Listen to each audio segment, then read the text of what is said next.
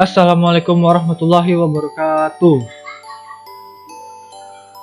Sebelum nonton, jangan lupa di like, share, and subscribe video ini. Sebelumnya, perkenalkan, nama saya Rian Atana Yowan Nasution dari IKM 9 semester 3, Fakultas Kesehatan Masyarakat Universitas Islam Negeri Sumatera Utara.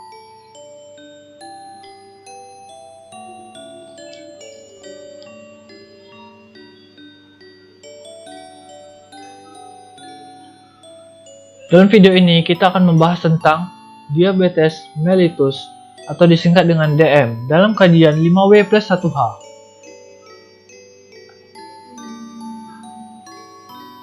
Berbagai penelitian epidemiologi menunjukkan adanya kecenderungan peningkatan angka insiden dan prevalensi DM tipe 2 di berbagai penjuru dunia. Berdasarkan perolehan data International Diabetes Federation atau IDF, tingkat prevalensi global penderita DM pada tahun 2013 sebesar 382 kasus dan diperkirakan pada tahun 2035 mengalami peningkatan menjadi 55% atau sekitar 592 kasus di antara usia penderita DM 40-59 tahun.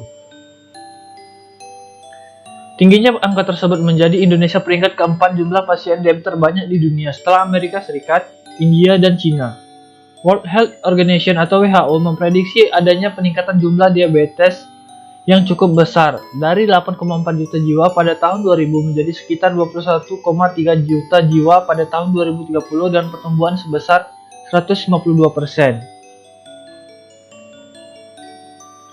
Prevalensi diabetes mellitus di Indonesia berdasarkan hasil riset kesehatan dasar atau Riskesdas tahun 2007 sebesar 5,7%.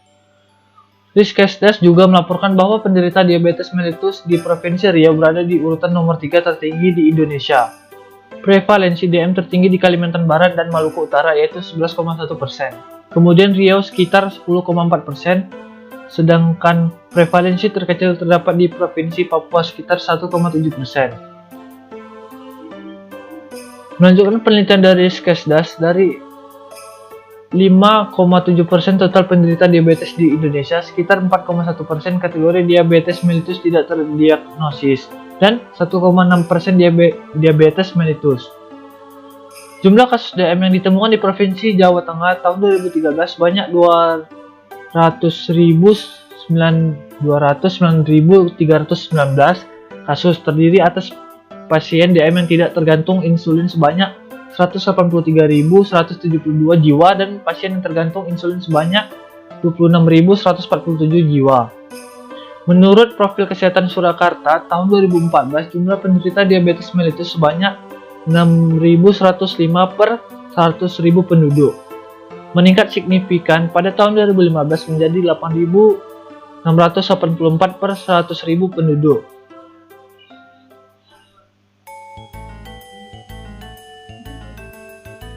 Apa itu diabetes mellitus? Diabetes mellitus atau DM merupakan kategori penyakit tidak menular atau PTM yang menjadi masalah kesehatan masyarakat, baik secara global, regional, nasional maupun lokal. Salah satu jenis penyakit metabolik yang selalu mengalami peningkatan penderita setiap tahun di negara-negara seluruh dunia. Diabetes merupakan serangkaian gangguan metabolik menahun akibat pankreas tidak memproduksi cukup insulin, sehingga menyebabkan kekurangan insulin baik absolut maupun relatif. Akibatnya terjadi peningkatan konsentrasi glukosa dalam darah. Diabetes mellitus merupakan penyakit autoimun kronis yang disebabkan oleh gangguan pengaturan gula darah. Itulah mengapa diabetes sering juga disebut sebagai penyakit gula atau kencing manis.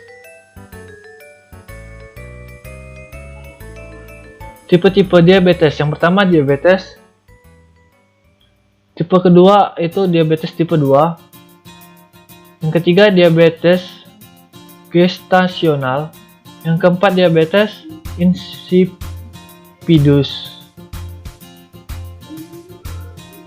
Diabetes tipe 1. Diabetes tipe 1 merupakan gangguan autoimun yang menyebabkan sistem ketahanan menyerang dan merusak sel-sel yang memproduksi hormon insulin. Hal tersebut juga membuat pankreas tidak dapat memproduksi hormon insulin. Hasilnya, tubuh kekurangan insulin sehingga kadar gula darah menjadi meningkat. Diabetes tipe 2. Diabetes tipe 2 adalah tipe penyakit diabetes yang paling banyak terjadi. Tidak seperti diabetes tipe 1. Pankreas yang dimiliki penderita tipe 2 tetap memproduksi insulin, namun jumlahnya tidak mencukupi. Kelebihan berat badan bisa jadi pemicu utama penyakit ini, tapi tidak semua pasien diabetes mellitus tipe 2 memiliki berat badan berlebihan. Kombinasi faktor genetik dan lingkungan berperan dalam memicu terjadinya penyakit gula ini. Diabetes gestasional. Diabetes gestasional merupakan tipe diabetes yang hanya terjadi pada wanita hamil. Jika tidak segera diobati, penyakit ini dapat menyebabkan masalah pada ibu maupun bayi yang ia kandung. Jika ditangani dengan baik dan cepat, kondisi ini biasanya sembuh total setelah melahirkan. Diabetes insipidus.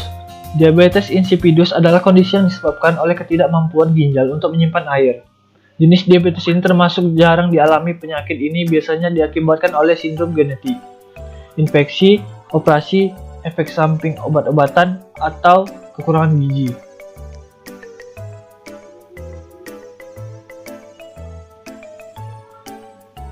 Siapa yang beresiko terkena diabetes?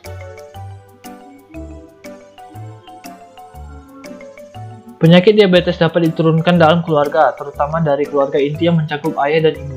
Penelitian yang dilakukan oleh Experimental Diabetes Research di Korea Selatan menemukan bahwa seorang anak dari ayah dan ibu yang menderita diabetes memiliki risiko 6 kali lebih besar terkena diabetes dibandingkan dengan anak-anak lain dari orang tua yang tidak menderita diabetes. Berat badan seorang dapat dikatakan berlebih jika memiliki indeks massa tubuh atau IMT sama dengan atau lebih dari 23. Cara menghitung IMT adalah berat badan dalam kilogram dibagi tinggi badan yang dikuadratkan dalam sentimeter. Menurut The American Journal of Clinical Nutrition, 8 dari 10 pria yang menderita diabetes memiliki kelebihan berat badan. Penyakit diabetes sangat mungkin diderita oleh orang yang terlalu banyak mengonsumsi kalori, gula, dan lemak setiap harinya. Kelebihan berat badan terutama akibat mengonsumsi gula dan lemak yang berlebihan merupakan faktor resiko diabetes yang cukup penting. Diabetes yang muncul pada masa kehamilan adalah diabetes gestasional dan hanya berlangsung hingga proses melahirkan. Kondisi ini dapat terjadi di usia kehamilan berapapun, namun lazimnya berlangsung di minggu ke-24 sampai ke-28 kehamilan.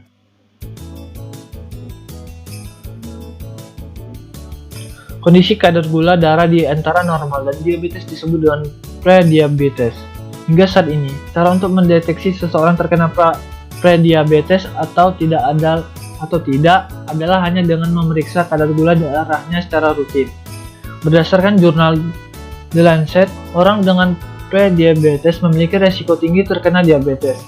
1 dari 10 orang yang dengan prediabetes diperkirakan akan beranjak menjadi penderita diabetes pada tahun berikutnya.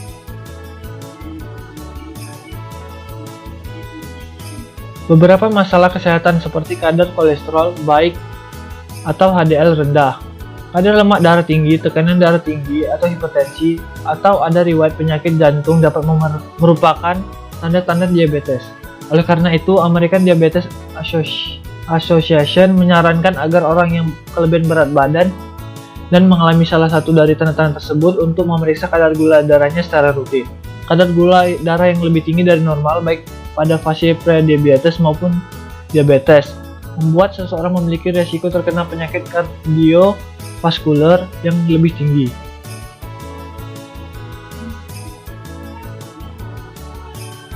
Kenapa diabetes dapat terjadi?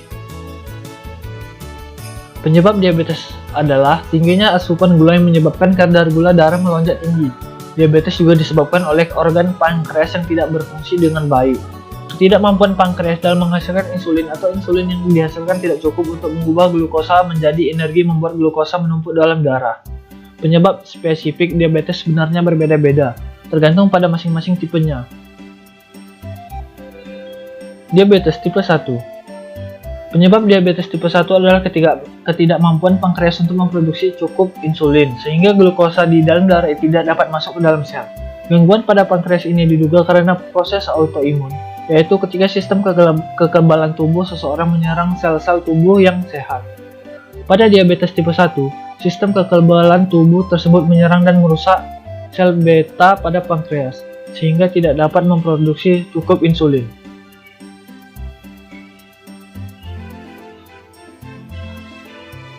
Diabetes tipe 2. Diabetes mellitus tipe 2 penyebab terkait dengan faktor pola makan yang tidak sehat, obesitas, dan kurangnya olahraga. Sel-sel tubuh menjadi resisten terhadap insulin dan tidak bisa menyerap dan menggunakan dextrosa dan kelebihan gula darah yang dihasilkan secara efektif. Diabetes gestasional. Diabetes mellitus gestasional disebabkan oleh perubahan hormon yang dihasilkan selama kehamilan yang biasanya berkurang atau menghilang setelah melahirkan. Studi dalam beberapa tahun terakhir ini menunjukkan bahwa wanita yang pernah mengalami diabetes mellitus gestasional memiliki tingkat risiko yang lebih tinggi untuk mengidap penyakit diabetes mellitus tipe 2, sehingga wanita tersebut harus lebih memperhatikan pola makan yang sehat dan demi mengurangi risiko tersebut.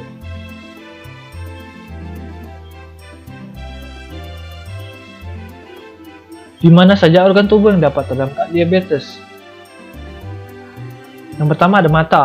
Kandungan dalam darah yang tinggi dalam waktu yang lama bisa membahayakan pembuluh darah yang kecil di mata. Keadaan itu bisa menyebabkan gangguan penglihatan bahkan kebutaan. Yang kedua, saraf. Saraf memiliki tugas penting untuk memberikan pesan antara otak dan bagian tubuh yang lain. Kandungan gula dalam darah yang tinggi selama bertahun-tahun bisa merusak pembuluh darah yang membawa oksigen ke sebagian saraf. Saraf yang rusak bisa memberhentikan mengirimkan sinyal yang membuat seseorang merasa kesakitan. Yang ketiga, jantung. Tingginya kandungan gula dalam darah juga bisa membahayakan pembuluh darah di tubuh yang mengantarkan oksigen ke jantung dan otak. Lemak juga bisa menjadi menumpuk di dalam pembuluh darah dan memicu serangan jantung atau stroke. Kaki.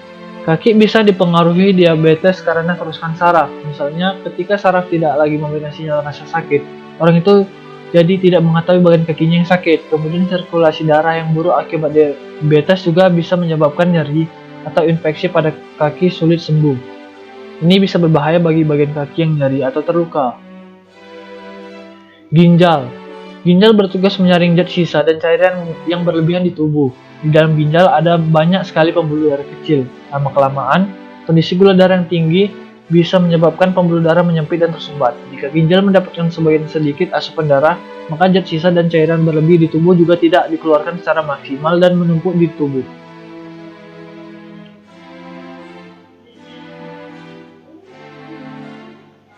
Kapan seseorang dinyatakan diabetes? Tes gula darah merupakan pemeriksaan yang mutlak dan akan dilakukan untuk mendiagnosis diabetes tipe 1 atau tipe 2. Hasil pengukuran gula darah akan menunjukkan apakah seseorang menderita diabetes atau tidak. Tes gula darah sewaktu. Tes ini bertujuan untuk mengukur kadar glukosa darah pada jam tertentu secara acak. Tes ini tidak memerlukan pasien untuk berpuasa terlebih dahulu. Jika hasil tes gula darah sewaktu menunjukkan kadar gula 200 mg per desiliter atau lebih, pasien dapat didiagnosis menderita diabetes. Tes gula darah dalam puasa. Maksudnya tes gula darah pasiennya dalam berpuasa gitu. Pasien akan diminta berpuasa terlebih dahulu selama 8 jam, kemudian menjalani pengambilan sampel darah untuk diukur kadar gula darahnya. Jika kurang dari 100 mg per desiliter berarti dia normal. Jika 100 sampai 120 mg per desiliter dia prediabetes. Jika 126 mg atau lebih dia dinyatakan diabetes.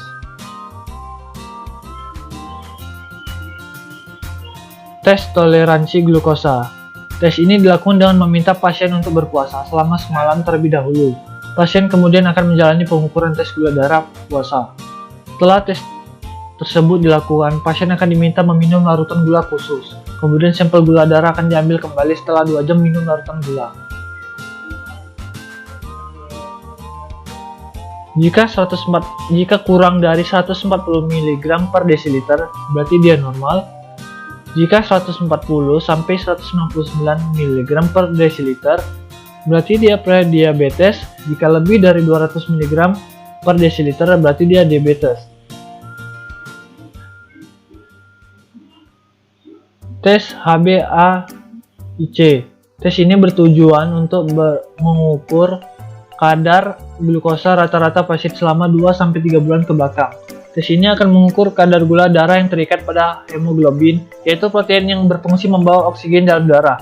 Dalam tes HbA1c, pasien tidak perlu menjalani puasa terlebih dahulu. Jika kurang 5,7%, maka ia normal.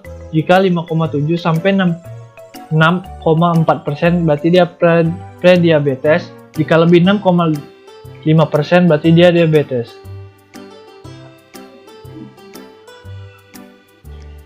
Bagaimana cara mencegah diabetes? Kita dapat mencegah diabetes dengan cara menjaga berat badan tetap ideal, rajin berolahraga, pola makan sehat bergizi seimbang, berhenti merokok, mengelola stres dengan baik, cek kadar gula darah secara berkala.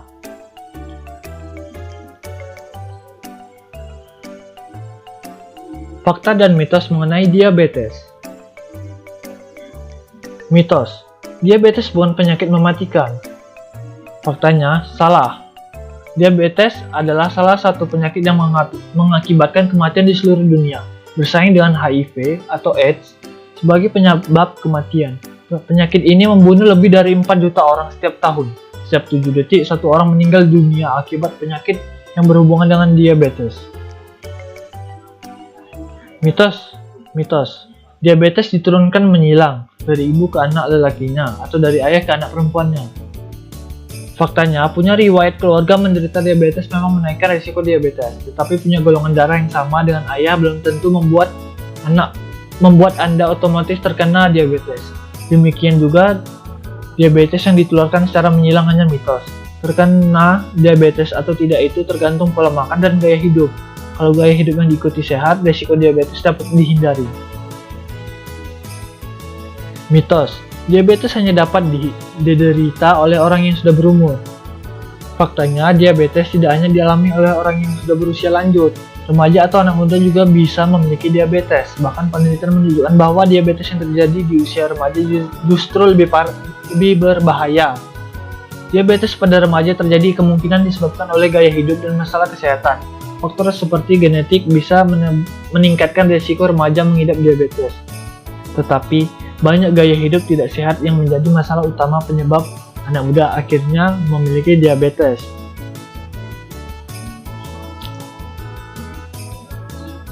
Mitos, istilah diabetes kering dan diabetes basah. Faktanya, istilah diabetes kering maupun diabetes basah pada penyakit gula sebenarnya tidak ada dalam bahasa medis. Sebutan itu digunakan oleh orang awam yang merujuk pada jenis luka diabetes. Secara medis, para dokter sepakat bahwa penyakit diabetes bukan dibedakan dalam istilah kering atau basah, melainkan pada tipe utamanya yaitu diabetes tipe 1, diabetes tipe 2, dan diabetes gestasional. Mitos, sering makan manis menyebabkan diabetes. Faktanya, diabetes tipe 1 disebabkan oleh faktor genetik dan masih terus diteliti pemicunya.